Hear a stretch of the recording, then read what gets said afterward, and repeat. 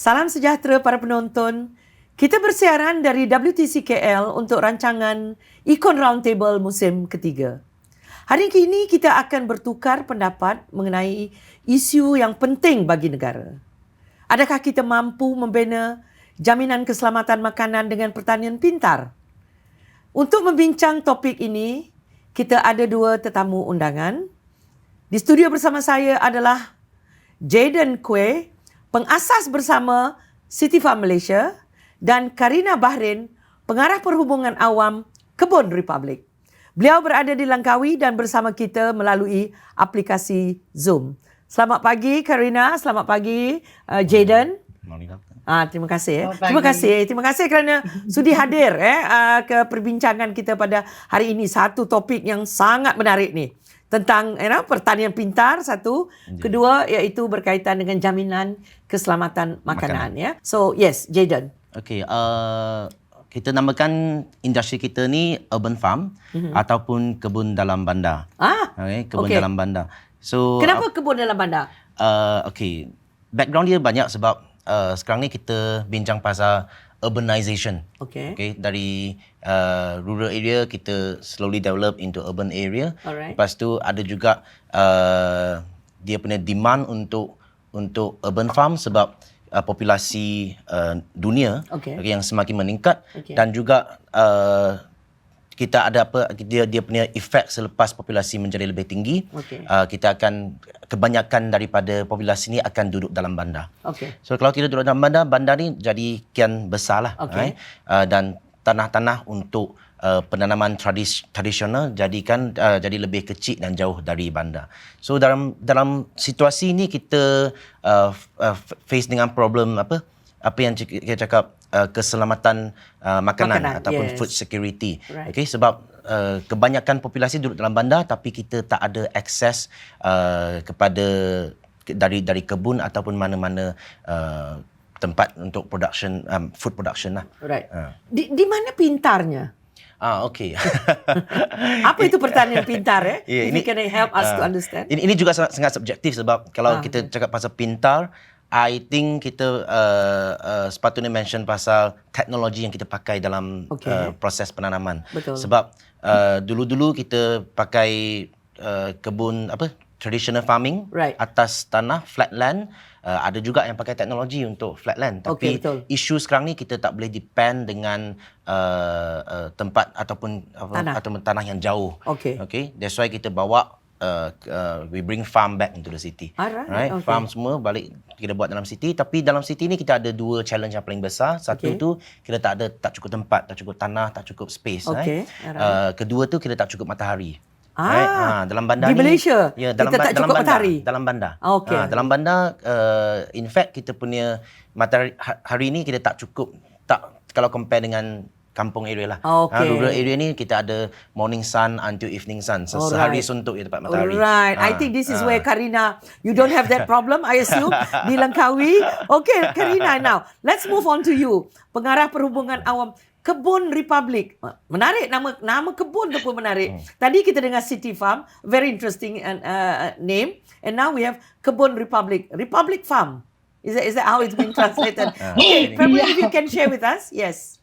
So, dari pandangan kami ni lebih daripada ladang ataupun just a farm. Pada kami, apa yang penting, misi kami ialah untuk membina community, amanah dan keselamatan makanan ke arah kemampanan Langkawi dalam masa jangka panjang. So we're more than just a farm. Okay. So there is the word here is community. Yes. So there is community, sustainability, kemampanan, dan juga amanah ataupun trust. Trust, That's interesting. Suddenly word trust in the picture when you talk about food security. How do you understand when we talk about keselamatan makanan? Tadi Jayden bercerita tentang isu urbanization. But Langkawi, I'm not too sure if that is an issue. And dia ada isu matahari tadi. Do you have that as a challenge? Matahari mungkin tidak kecuali pada musim hujan. Tetapi dari segi food security ataupun keselamatan, jaminan keselamatan makanan, memang kita sudah pun mengalami isu tu terutamanya apabila COVID-19 berlaku. Okay. Dalam masa lockdown yang pertama, terdapat gangguan bekalan makanan ke Langkawi yang menyebabkan beberapa bahan makanan tidak ada di pulau ini ataupun berkurangan. Jadi food security adalah satu isu yang amat penting yang perlu ditangani di Langkawi disebabkan kita ni sebuah pulau. Right. Saringan makanan jaringan tu mungkin boleh putus. Right. Okay, now let me get back to Jayden. She mentioned the word COVID tadi. Semua orang tahu. Is that also another reason why the city farm becomes even more relevant? Because if you look at in Langkawi, it was because of the lockdown. What about during the lockdown? Yes, I agree because all this while kita ada isu pasal stunted growth issue. So Malaysia ni dalam Southeast Asia kita memang top 3 dah lah. Stunted growth yang you will realise older generation dia nutrient yang dia dapat ni, access to nutrient tak berapa baik. Sebab tu older generation dia lebih kecil lah, pendek, kecil. Tapi later generation sebab kita ada especially urban living population, dia lebih growing with better nutrient lah. So Malaysia kita still faced with stunted growth issue when we say food security, jaminan keselamatan makanan, not only about semua orang ada makanan. Dia sepatutnya akses kepada makanan yang bernutrisi. Alright, that's very good. Kalau macam COVID pun, apa yang kita sedar, problem sebab kita depend on import banyak sangat. Right. Okay. Kalau case untuk Langkawi sangat ketara, case di Malaysia pun ketara sebab kita tak ada import, so tak boleh import masa tu. Betul, ada problem. So semua dependency untuk local productions kepada WG semua tu jadi lebih penting. Dan satu lagi tu, ingat tak masa COVID tu ada inisiatif yang white flag semua tu? Yes. So white flag tu apa yang community boleh buat, hanya hantarkan makanan. Macam makanan kering lah. Tapi problem kita sekarang ni, kita memang still having problem with stunted growth issue. Tak ada access to makanan yang bernutrisi. Especially to the poorest group in the urban area. This is very interesting. Sebab kita hanya bila sebut aja jaminan keselamatan makanan, we only talking about, most of the time people like me lah berfikir tentang makanan tu ada tak atas meja.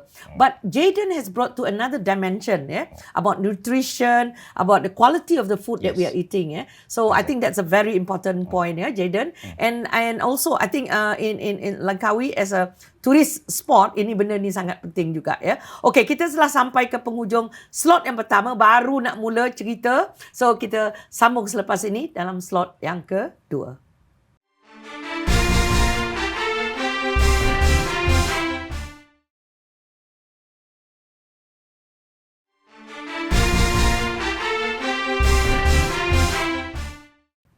Kita kembali lagi ke slot kedua. Terima kasih Jayden, terima kasih Karina. I mean, saya mendengar cerita tentang urban farming, saya mendengar tentang perkara-perkara yang selama ini jangan kita dengar. Kalau mungkin if you can, Jayden, can you please explain when you said it is a bit different. When you say different, how different it is? When we talk about urban farming, saya tak boleh bayang. Saya daripada Sarawak. I'm used to having large, tanah. Bila cerita pasal tanam padi, mesti tanah yang luas. So suddenly cerita pasal urban farming. Saya duduk di KL ni macam mana? So cara yang kita buat dalam penanaman dalam bandar, sebab ada banyak isu pasal tanah ataupun ladang yang jauh, dia bukan saja isu carbon footprint, ada juga isu pasal variety makanan. Sebab farmer ni dia cuma tanam apa-apa saja yang boleh tahan, sebab dia nak travel distance yang jauh sampai city, urban area. So idea kita ni untuk bawa ladang ni ataupun penanaman kita buat dalam bandar. So kita perlukan teknik-teknik yang tertentu, sebab dalam bandar ni kita tak cukup tanah mahal, lepas tu matahari pun sangat terhad. Untuk menanangi masalah macam tu, ada beberapa penanaman dalam bandar yang kita nampak. Satu tu kita buat penanaman atas bumbung, rooftop farming. Rooftop farming kita ada lagi matahari yang cukup. Yang kedua kita buat dalam greenhouse. Greenhouse kita ni macam dia ada satu protection against rain, against pest, tapi matahari juga pakai matahari. Yang cara ketiga kita pakai indoor farm. Yang indoor farm ni dia buat dalam bilik. kalau kita buat dalam indoor farm ni ada banyak kebaikan dia lah. Sebabkan kebaikan dia ni dia ada banyak nama-nama yang baik. Satu tu kita panggil climate control farm sebab dia boleh control climate dalam. Ada juga yang panggil zero pest farm sebab jarang ataupun tak ada pest dalam. Ada yang panggil low maintenance farm sebab dia high tech sikit. Dia easy to maintain. Dan lagi-lagi ada macam negara Taiwan dia banyak panggil plant factory. Kalau di Malaysia ni Jayden, I just want to know, is there any state atau yang negeri yang dikatakan agak advance dari segi itu? Do you have any idea? Sebab I nak tahu pasal Sarawak ni. Okay, ni sangat special. Of course Selangor, KL memang kita punya capital. So banyak resources semua contribute dekat sini. Talent pun semua dekat sini. Tapi dekat Sarawak satu market yang sangat luar biasa sebab banyak business kita dekat Sarawak juga. The reason why dia dekat Sarawak sebab Sarawak yes ada banyak tanah tapi tanah tinggi tak ada. Tanah tinggi kurang. So dia high macam Highland breed ataupun overseas breed dia masih depend dengan kalau dekat Malaysia masih depend dengan Cameron Highland, masih depend dengan Genting Garden semua tu. So sampai sana dia memang tak fresh sudah lah. Sebab tu ada banyak retailer dekat sana sudah give up. Dia memang tak ada peti sejuk untuk semua pakai yang tanah saja. So banyak potensi untuk Sarawak. Untuk indoor farm. Indoor farm. Lagi-lagi Sarawak sana dia punya labor lebih cheaper and also dia punya energy lebih cheaper also compared to sini. Terima kasih. Now, back to you Karina. Karina, tadi you sebut kalau kita dengar tadi the different categories yang Jayden perkenalkan. What about in Langkawi your farm? How do you all go about doing it? Sebab saya dengar tadi ada 5 kategori tadi. So in your case, the kind of business, So kami terdiri daripada kategori bilik dingin ataupun climate control farm di Kebun Republik kami menumpukan kepada menghasilkan makanan di dalam ladang bilik dingin iklim sederhana. So you have a special bilik vegetables dan yes. So dalam 700 kaki persegi tu kami menghasilkan tanaman yang mungkin bersamaan dengan kadar production ladang yang sebesar 5,000 kaki persegi kalau cara tanaman konvensional. So kita ada bilik dingin lah. Aircon room. Alright. Okay. So right. So supply ke mana tu? And what are you producing? Why do you need that aircon? Okay. So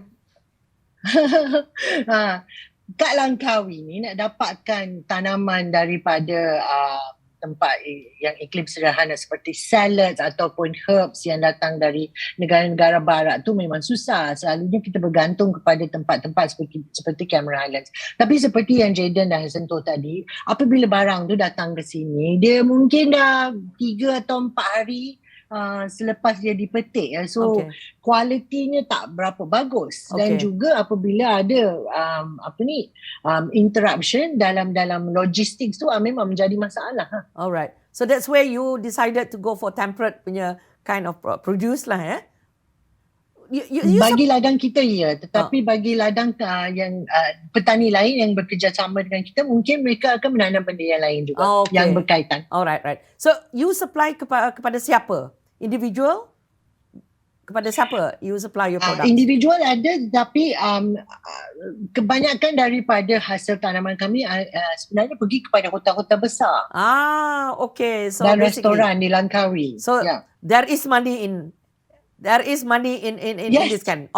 So because itu yang saya nak dengar cerita tu kemudian sebab kita nak dengar first the challenges tadi Jayden ada sebut sedikit. So maybe I will follow up with that later, especially the way forward dalam slot ketiga. So Jayden, selain daripada matahari Jayden, apa lagi cabaran dia? If you can give one, big one. Kalau dalam badan memang tanah dengan cahaya matahari. Tapi cabaran selepas tu lebih teknikal sudah. Dia either cabaran in the term of dalam macam mana nak handle SOP dalam ladang dalam farm in the city, inside the city. So banyak SOP yang lain-lain, pest issue, pest management semua tu.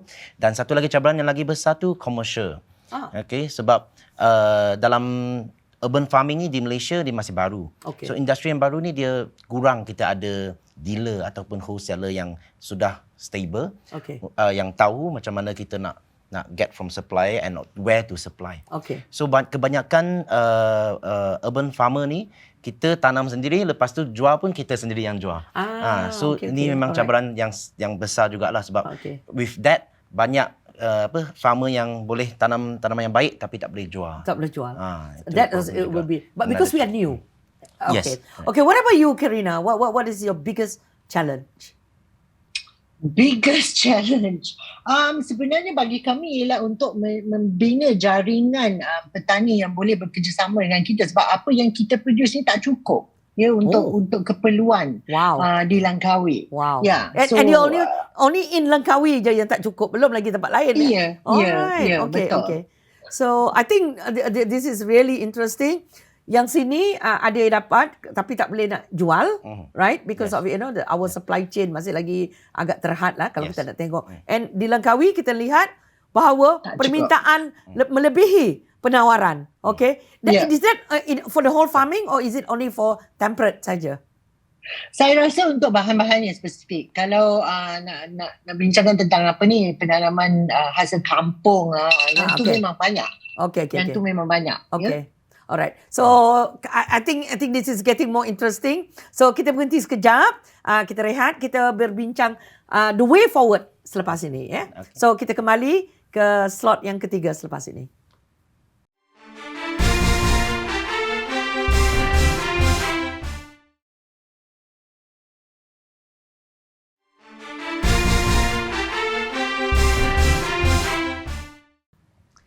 Terima kasih kerana masih lagi bersama Econ Roundtable. Hari ini isu yang kita bincangkan sangat menarik. Bukan isu pun sebenarnya, peluang-peluang yang ada di hadapan kita berkaitan dengan pertanian dan juga yang ada perkataan pintar tadi. So let me just go to Karina first. Karina, now we've heard about all the issues or the cabaran that have been discussed. What is it that your wish list? What is it that you want to see for the industry? Apa yang you harapkan?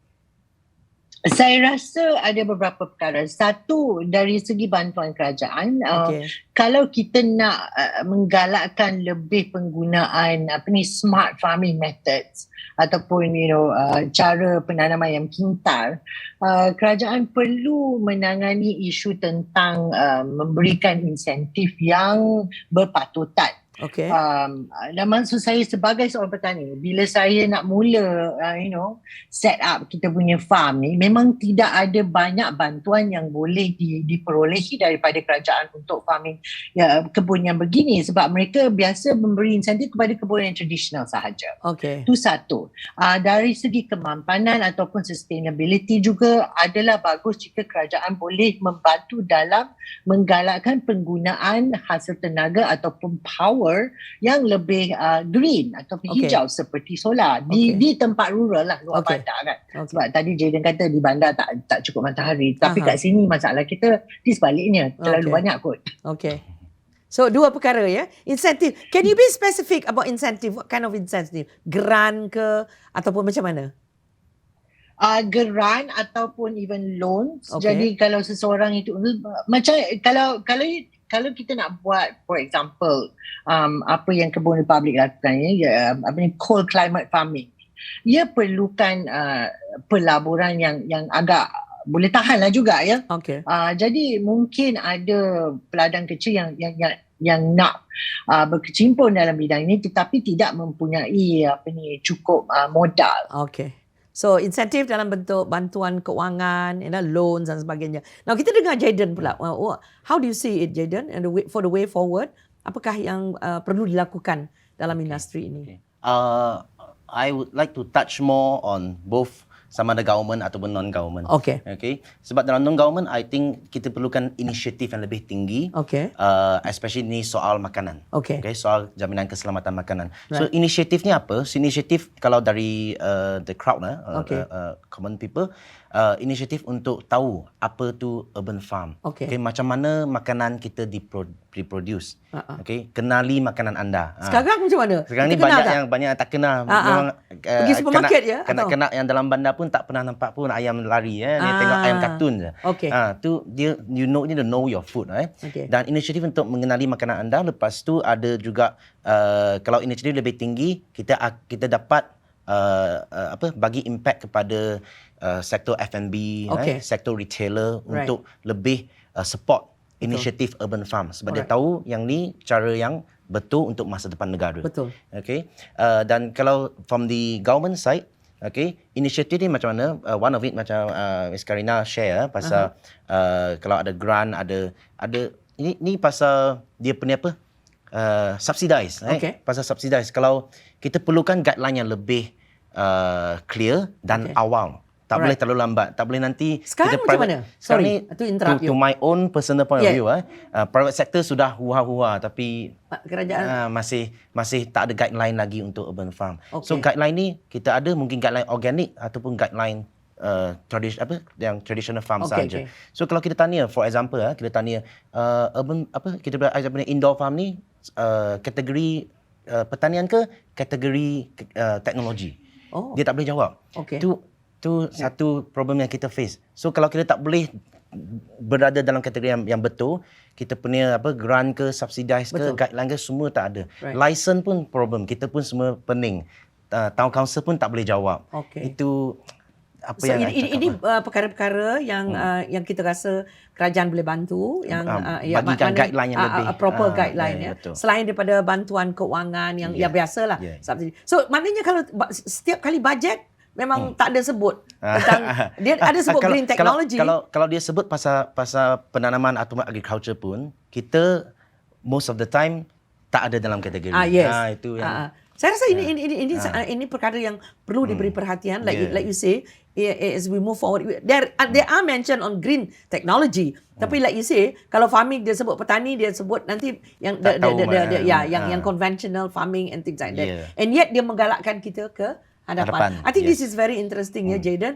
One specific example tadi you sebut license. Apa isu license dia? Isu license sebab kita deal dengan, kalau dekat Selangor lah, tak tahu Langkawi Kalau dekat Selangor ni kita ada banyak town council, majlis-majlis yang lain. So let's say example saja kalau ada satu customer dia nak build satu indoor farm, dia hire saya pergi tolong build. Lepas tu pasal isu license dia tanya, yang ni I perlu business license ke, operating license ke, bomba semua tu macam mana? So kita tak boleh bagikan jawapan yang accurate. Kita cuma boleh tanya majlis, tanya town council dia. Tapi come back with that, dia pun tak clear. So kalau tak clear semua tu, dia bawakan business license saja. Tapi problem masih ada. Mungkin ada spot check ke semua tu. Dan dia kena juga. Ataupun dia pun tak tahu apa industri yang saya berada di dalam tu. So maknanya kalau sekarang you mereka berhadapan masalah, dia akan jumpa you dan you will have to work it out. I pun susah nak work. I push kepada runner pergi. I see. So do you have that kind of problem too, Karina? Yes, I mean di Langkawi ini problem pasal lesen ni bukan terhad kepada pertanian saja. Luas dah ni. Okay. Let's not go into that. So how do you see potential of this industry for the last few minutes? How do you see? Is there dari segi potensinya untuk orang kita? Bagaimana Karina? Before I ask Jayden. Pada pandangan saya di Langkawi memang potensi ini besar dan earlier on I touched on community. Salah satu daripada misi kami ialah untuk mencari jalan memperluaskan lagi jaringan peladang yang terlibat dengan kita supaya kemakmuran yang dapat dikongsi dengan lebih ramai peladang di Langkawi. So role kita atau misi kami ialah untuk mempertingkatkan lagi taraf petani-petani di Langkawi supaya mereka semua boleh juga mencenderungi diri dalam pertanian yang lebih menghasilkan tanaman yang lebih bersih atau clean, pesticide free, dan juga sustainable atau mampan. Thank you. I think that's a very positive note towards the end of our discussion here. So there is a lot of potential in terms of urban farming pun kita dengar mungkin lepas ni. let me just get back to Jayden. Yep. How do you see in the future? The potential. Potential, yes. I would say as long as we need food, this is definitely an essential industry. Thank you. And urban farms or the way we are doing, I mean, like Karina, that is the future of farming. Okay. So that is where we are going toward, and we are very Definitely. confident that is what. It's a very important part in urbanizations, the plan of city planning. Okay. You must have that. Okay, terima kasih Jayden, terima kasih Karina. So kita telah mendengar apa itu urban farming, apa itu pertanian pintar, kita dengar tentang jaminan keselamatan makanan dan kita dengar cabaran.